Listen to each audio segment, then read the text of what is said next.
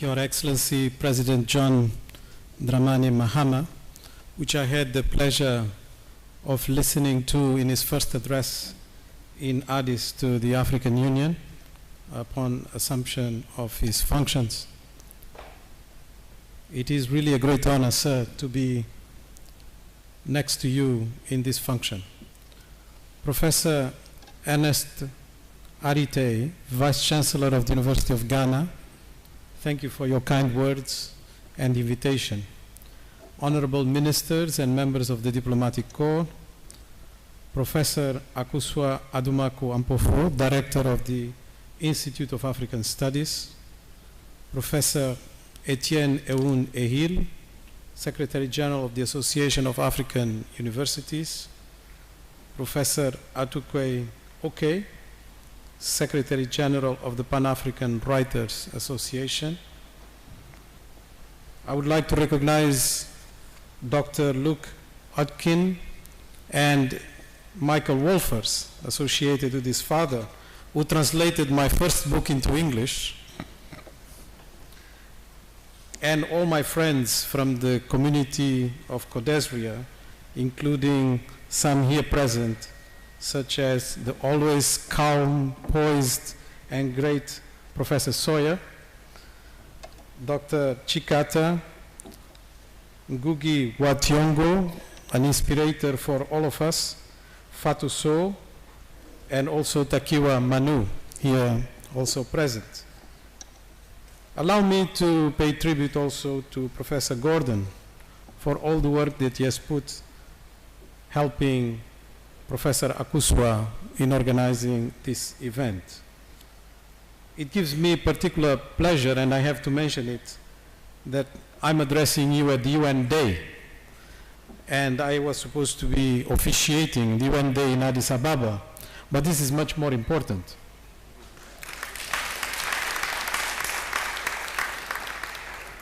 My association with the UN is quite long, but the highlight of that association is certainly my serving next to Kofi Annan as his political director, and I also know of his association with this university. Let me begin by congratulating the Institute on the occasion of its 50th anniversary. In October 1963, when Kwame Nkrumah opened the gates of this institution, having earlier on in the same year participated in the creation of the OAU, he professed a vision for it, not just a place that studies past history and cultures of Africa in its future.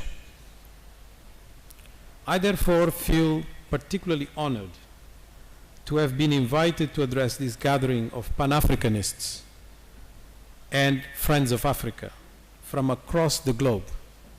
It is befitting that on this occasion you are also setting up the African Studies Association, a major milestone for scholarship in the continent.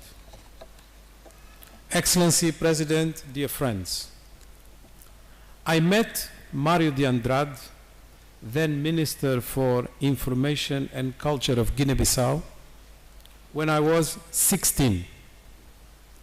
Mario de Andrade remains one of the foremost Pan-African intellectuals, a founding member of Angola's MPLA and its first president. He was associated with all the major events of the 50s and the 60s that shaped Africa's independence movement.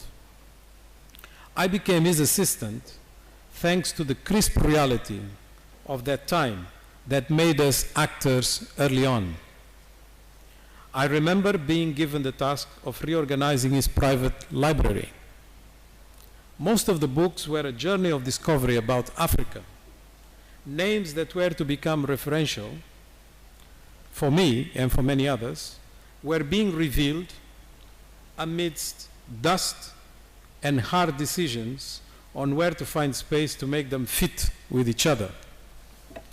Each time Andrade needed to write an article or prepare for a presentation somewhere around the world, he would rely on my good memory to first locate the books in the maze. Oftentimes, he would ask for my opinion on further reading or to help identify which relevant chapters or pages he should focus on. For a 16 and then later 17 years old, it was a difficult, overwhelming, but always rewarding exercise. The exchanges that ensued were about understanding what I missed, what I needed to know, or about valuing African authorship. This was my real university. This was also my introduction to Pan-Africanism.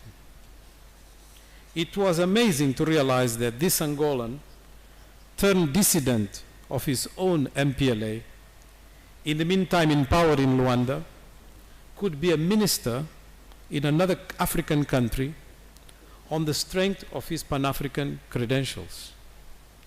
Mário de Andrade, in the course of his life, had to travel with many African passports and end up being recognized as a full Angolan citizen only after his death. Similarly, diaspora Pan-Africanists like Du Bois or George Padmore became Ghanaian citizens, entrusted with high responsibilities. Not to mention Frantz Fanon, who amongst his many FLN responsibilities became Algerian ambassador in Accra. One of the greatest things I learned from Mário de Andrade was to not simplify African reality. We need to understand the details, our past, our present, intentions, and values. The absence of complexity would leave Africa without a compass, tantamount to the absence of ideology, understood in its purest sense. As Amilcar Cabral, my outmost hero, put it, we should claim no easy victories. Pan-Africanism has been an enduring ideal in our continent, with degrees of engagement ebbing and flowing over the years.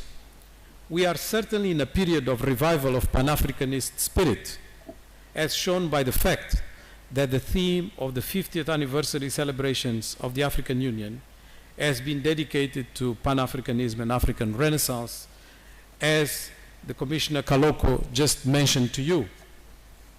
It is useful to review the various manifestations of Pan-Africanism, to tease out what they represent in real terms.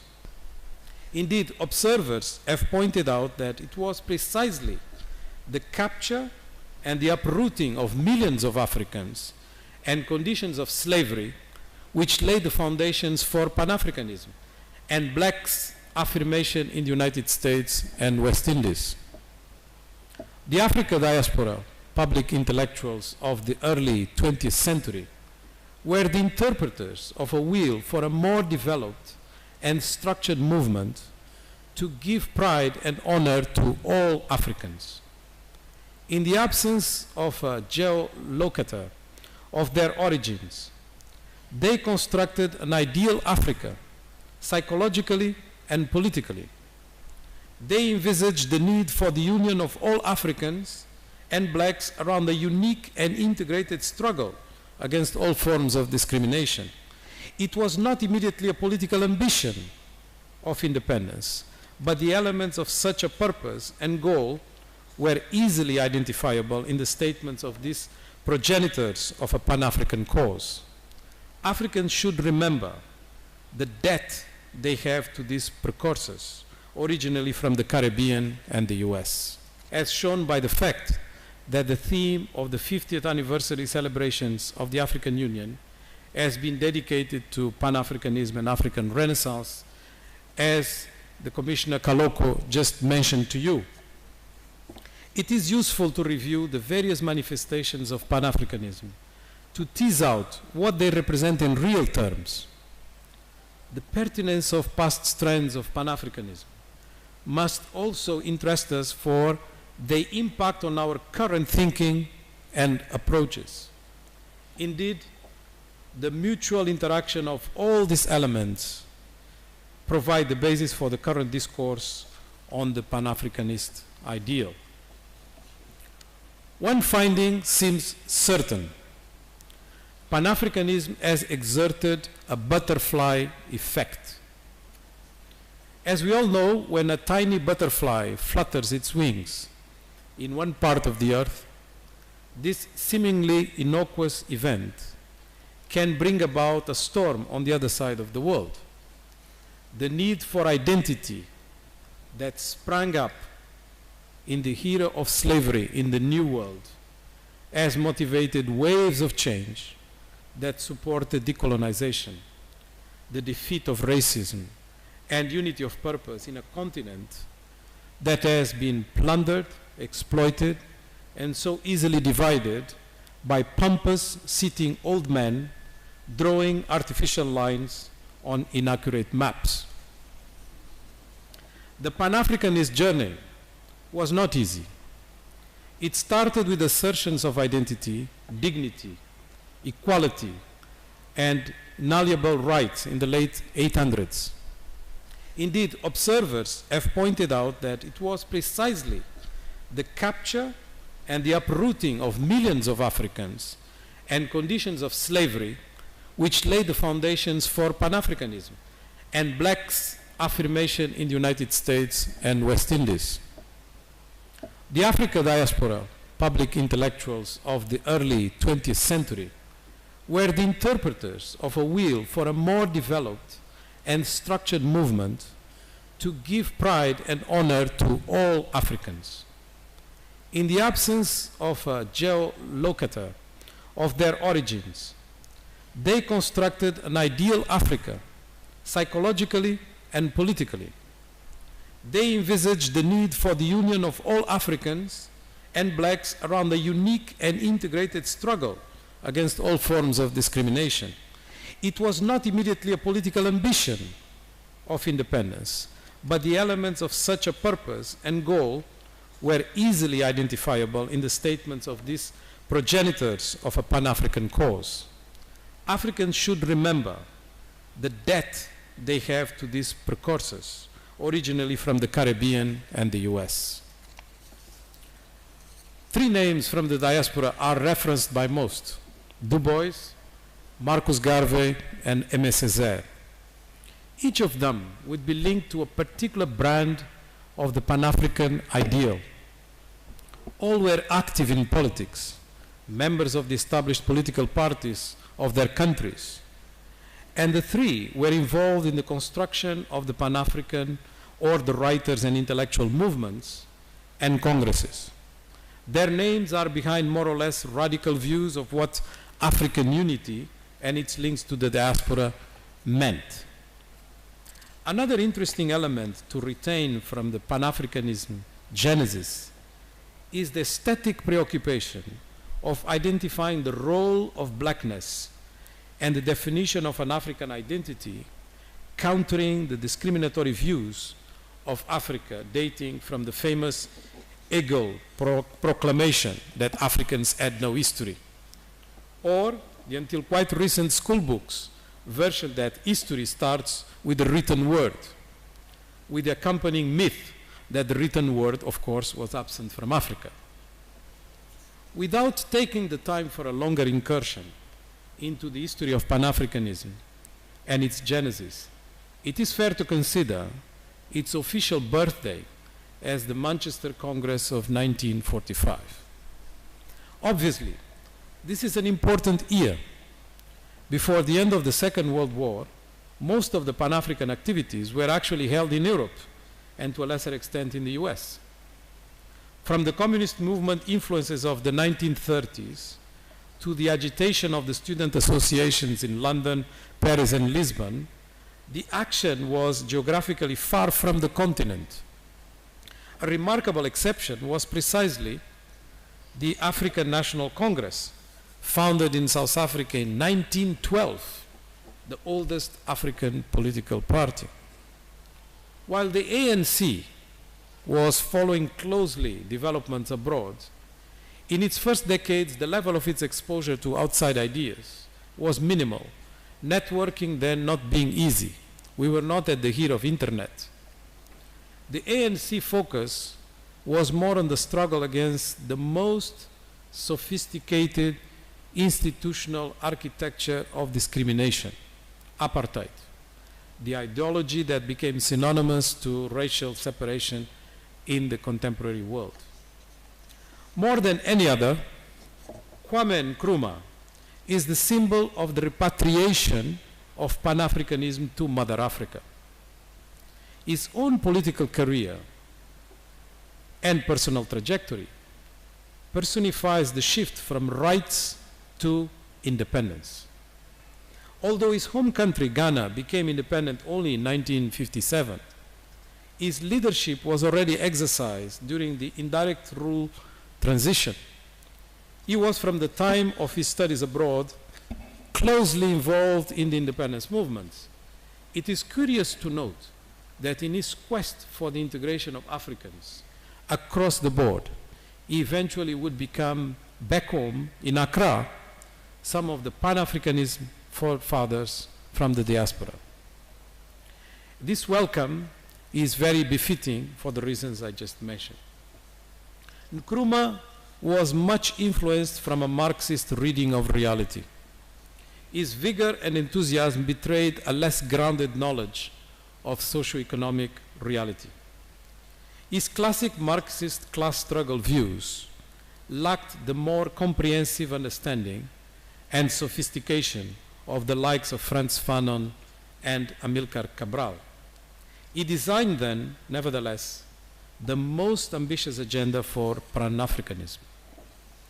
Although some northern African countries were already independent at the time of Ghana's independence, and Egypt's Nasser and Tunisia's Bourguiba, together with Morocco's Mohammed V, were at the forefront of a new definition of nationalism, it was Nkrumah that launched the most serious political and diplomatic effort for the establishment of a continental organization.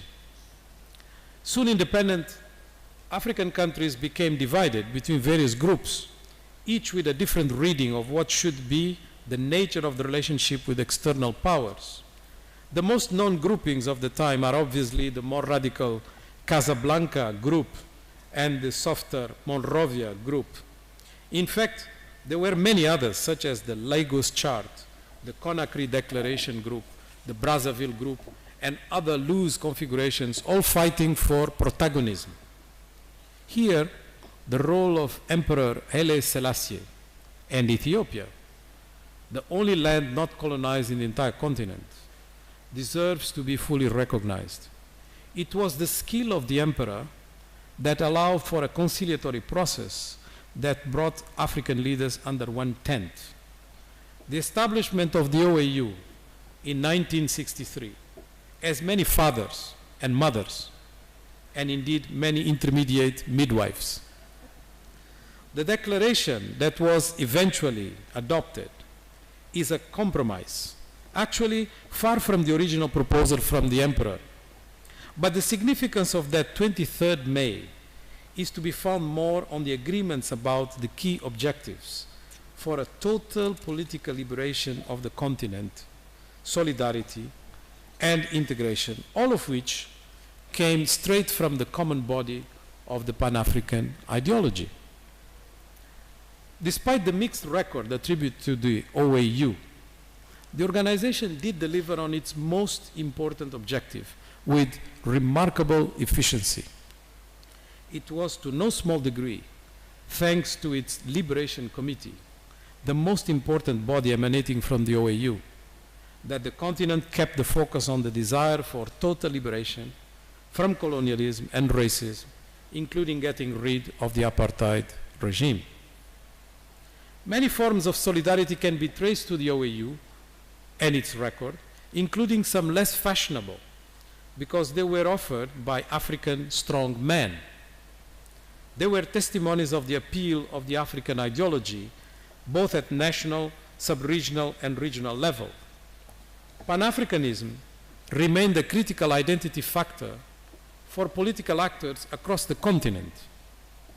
Integration was also attempted in many forms, including, obviously, Nkrumah's own push for Ghana to join Guinea and Mali, Nyerere's successful integration of Tanganyika with Zanzibar, and Amilcar Cabral's movement for the simultaneous liberation of Guinea-Bissau and Cape Verde. On the account of integration, one can mention the successful economic model of Côte d'Ivoire, because it was based on demographic integration, or Nasser's Arab nationalist ideology. Curious historical point, though, in this regard, is the Western Sahara controversy that actually goes back to the birth of the OAU. Most admit that the OAU democratic credentials were questionable, and its clarity in international politics did not extend to a consequential development agenda. Here resides the difference between Africa and, say, Asia. In turn, this difference serves to argue that maybe the Pan-African ideology did not necessarily work for the betterment of Africa from a development point of view, given its overemphasis on least common denominators that did not levitate Africa's voice internationally. It may have been too focused on the colonial nemesis to do justice to the development intricacies, beyond just talking of imperialist threats and neocolonialism. The issue of the true African identity became synonymous to being or not a neo-colonialist lackey. The identity issue ended up in the wrong side of the spectrum. Proclamations of Pan-African commitment used for external and elites' consumption, while in some cases brutally oppressing diversity and blocking regional mobility. The process that led to the establishment of the African Union, the successor of the OAU, represents a very important evolution in the history of Pan-Africanism. Many of the victories being commemorated today in Africa, assembled under the umbrella of a Renaissance metaphor, are a true achievement of the reflections, competent political process, and renewed ambition embodied by the AU's birth 10 years ago. Many factors contributed for a new moment for Africa. None was more important than the end of apartheid regime and the historical arrival of Nelson Mandela to the presidency of South Africa. It coincided with a new moment in international relations, the end of the Cold War, the Glasnost and the Perestroika movement, the fourth big wave of independent states with dismantling of USSR and Yugoslavia, the failure of a prescribed universal approach to the development ideology, the ascendant of the new emerging South engines of growth, and the erosion of traditional forms of multilateralism. In the African context, the last 2 decades of the previous century, the so-called lost decades, were marked by some of the worst forms of intrusion since the independence era, made possible by colossal debt, proliferation of conflicts and civil wars, and rapid deterioration of political legitimacy by authoritarian states struggling with social pressure, kuka, and external influence towards democratization. Structural adjustment programs ruled the day in the 80s and the 90s. Africans found themselves defenseless in the absence of their own interpretation of priorities and development objectives. It is important to remember that the key discussion in the 90s was about good governance, and the strongest link made that aid should only go to deserving countries with a proven record of good governance or good performance. It is critical to assess what factors made the African moment possible and how Africa responded to a dramatic change in the international context in the turn of the century. It was also time in which Africa was beset by despotic military rulers whose treatment of their people was sometimes no better than that of the colonialists. Indeed, The African big man of this era became the unacceptable face of leadership on the continent. Within this period, Kizerbo speaks of the silence of the African intellectual. Moreover, our treatment of one another, which showed its worst face in the Rwandan genocide, was often a cause of despair. This, quite fortunately, was not the end of the story. It is not the end of the African story. Whilst its predecessor, the OAU, had stressed the need for political independence, the African Union put more emphasis on rapid acceleration of social and economic progress in Africa. It is a return to the protection of the individual dignity over the assertions of sovereignty. This is evident from African leaders' commitment to improved governance through mechanisms such as the African Peer Review Mechanism, signed off by 33 African states so far. It is also clear from the African Union's shift from the doctrine of non-interference to the doctrine of non-interference. Another clear signal that we have entered a new phase of the Pan-Africanist journey was the resumption of the debate on the nature of unity, suspended since the 60s in favor of a common front against colonialism. This propelled a shift in perception, with the myth of hopeless continent plagued by the unholy trinity of poverty, ignorance, and disease, recanted by its protagonists in less than a decade. Indeed, the Pan-African trail has been on an upward and consistent trend of consolidation of gains made in dignity, independence, unity, and now, fortunately, economic progress. Lest I be accused of putting too much of a gloss on our trajectory thus far, let me state we should let ourselves not be carried away. Indeed, questions could be asked about Pan-Africanism relevance today. The obvious answer is that the nature and form of Pan-Africanism has and continues to change with time. This is where there is a distinct role for African intellectuals. They should not simplify Africa, as done by ego, nor generalize our problems and the solutions, as done by the Washington Consensus, and rather, through painful, careful, and detailed studies, offer us grounded knowledge. Let me quote, "Your meeting here today as Africanists from various countries of the world is truly historic. It emphasizes the idea that knowledge transcends political and national boundaries. It is incumbent upon Africanist scholars all over the world to work for a complete emancipation of the mind from all forms of domination, control, and enslavement." End of quote.